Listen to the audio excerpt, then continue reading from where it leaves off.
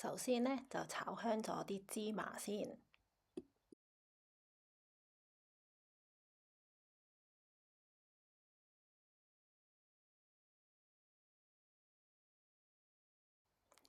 跟住呢，就係炒香花生。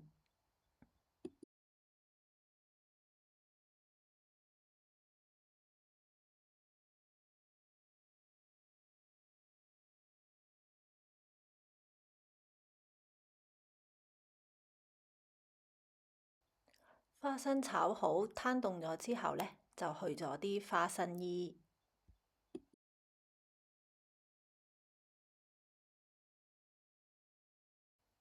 跟住呢，就係將啲花生研碎佢啦。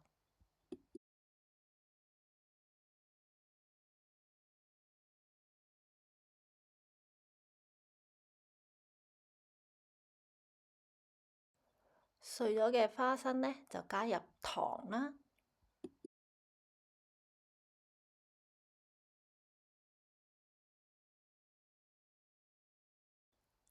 仲有就係頭先炒好嘅芝麻，將佢哋混合好呢，就成為個餡啦。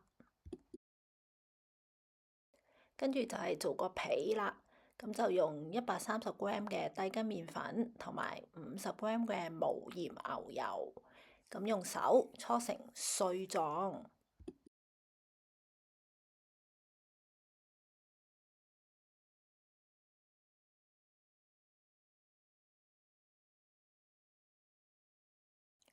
跟住就加入30g 嘅糖，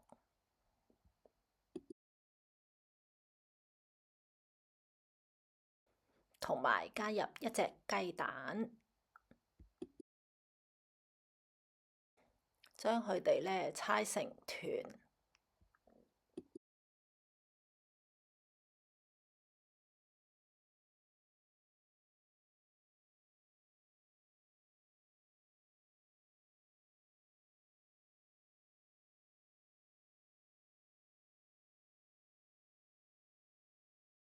用保鮮紙包好，放入雪櫃雪半個鐘。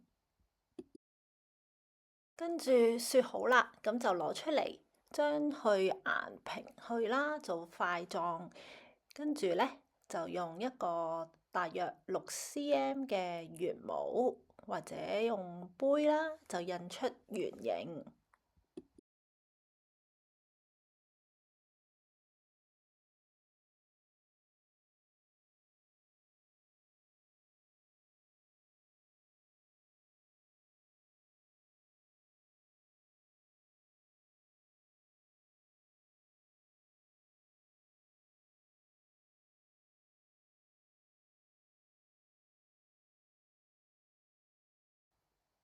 印好咗嘅圓形呢，就可以包餡啦。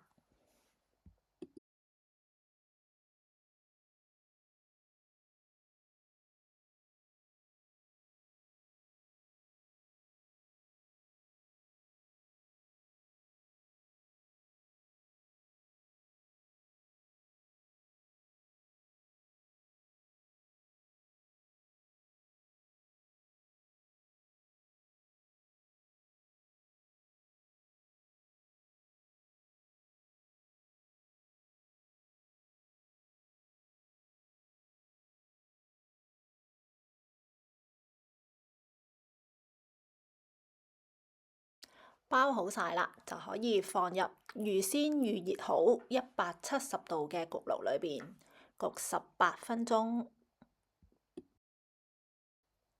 咁就完成好啦。